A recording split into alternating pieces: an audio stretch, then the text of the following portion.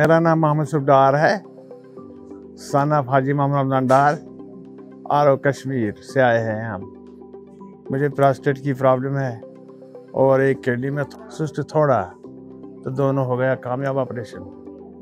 Doctor Jamul बहुत महान इंसान है, अच्छा डॉक्टर है, बिल्कुल नरम तबीयत, काबिल तरीन डॉक्टर है और उसका स्टाफ भी है काबिल तरीन। Okay, good luck. Okay, thank you.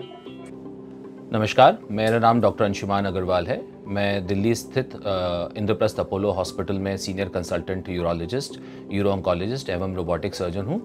और आज मैं आपको बताने जा रहा हूँ एक बहुत ही रेयर केस जो हम लोगों ने अभी अभी डील किया है। तो ये पेशेंट जो है मेरे पास श्रीनगर कश्मीर से आए थे।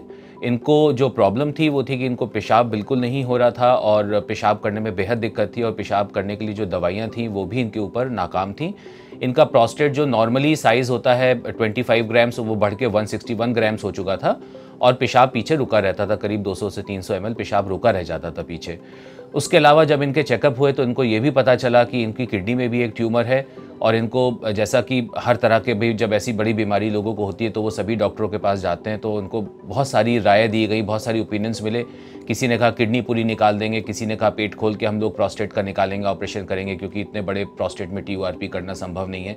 तरह तरह की राय, किसी ने इनको मेरा भी रेफरेंस दे दिया, तो फिर ये मेरे पास वहाँ से श्रीनगर से आ गए। तो जब मैंने इनको देखा तो मैं अब आपका ध्यान केंद्रित करना चाहूँगा इस तस्वीर की तरफ। तो ये यूरिनरी ब्लैडर है और ये प्रोस्टेट है जो कि पेशाब के रास्ते में होता है और उम्र के साथ ही सभी आदमियों में ये प्रोस्टेट बढ़ा होता है और किसी किसी में ये छोटा भी रहता है फिर भी दिक्कत क्रिएट करता है, बट किसी में बढ़ता है, किसी में 25 से 40 हो जाता है, 50 हो जाता है, कभी 100, 200, 300, 400 ग्राम तक के भी ये प्रोस्टेट इनलार्ज हो जाते हैं। और जब ये बहुत बड़े हो जाते हैं तो इनको निकालना उतना ही चैलेंज हो जाता है। तो ये पेशाब का रास्ता होता है जिसके ज़रिए हम इस प्रोस्टेट को निकालते हैं, या हम पेट खोल के प्रोस्टेट को, जो कि आज से 20-25 साल पहले किया करते थे, अब नहीं करते हैं, या रोबोटिक विधि द्वारा जबकि कैंसरस प्रोस्टेट हो जाता है तब उसको निकालते हैं। तो इस पेशेंट में, अच्छा, इसमें एक और चीज़ थी कि जो इनकी लेफ्ट किडनी है उसमें एक ट्यूमर भी था, जैसे आप इस केस में देख रहे हैं, इनका यहाँ पे ट्यूमर था जो कि कैंसरस ट्यूमर माना जाता है और इसके लिए लोगों ने कहा था कि हम आपका पूरा किडनी निकाल देंगे। तो हम लोगों ने डिसाइड किया कि भाई ठीक है, हम एक ओपन माइंड से जाएंगे और इनके केस में हमने लेज़र से इनका प्रोस्टेट निकाल दिया। और जब हमारा प्रोस्टेट ऑपरेशन तकरीबन 1.5 से पौने 2 घंटे में पूरा हो गया और लेज़र की वजह से कोई ब्लड लॉस नहीं हुआ, तो हमारी हिम्मत बंधी कि भाई अब हम किडनी का भी ऑपरेशन करते हैं साथ में। तो इसमें फिर हमने लेप्रोस्कोपी के द्वारा अंदर पेट में छोटे छोटे सुराख बना के और किडनी का ये ट्यूमर भी सक्सेसफुली निकाल दिया। तो इससे पेशेंट को क्या फ़ायदा हुआ कि उसके एक ही बार में 2 ऑपरेशंस हो गए। ये एक बेहतर टेक्नोलॉजी की अवेलेबिलिटी के कारण हुआ कि भाई उसका इतना बड़ा प्रोस्टेट था वो भी ऑपरेट हो गया, साथ में एक किडनी ट्यूमर था जो कि अपने आप में एक फुल फ्लेजेड सर्जरी होती है, जो कि जिसमें 3 घंटे से 3.5 घंटे, कभी 2.5 घंटे इस तरह के टाइम लगता है, वो भी साथ में ऑपरेट हो गया। तो पेशेंट की किडनी भी बच गई, उसका पेट भी कहीं से नहीं खुला क्योंकि उसको कोई बड़ा ऑपरेशन पेट खोल के नहीं करना पड़ा, सारा लेज़र द्वारा पेशाब के रास्ते से हो गया।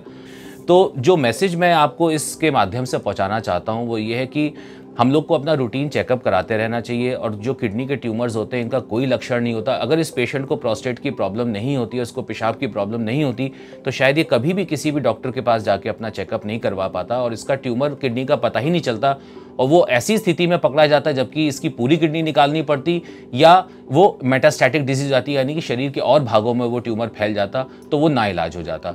तो प्रोस्टेट की वजह से इसका किडनी ट्यूमर पकड़ा गया।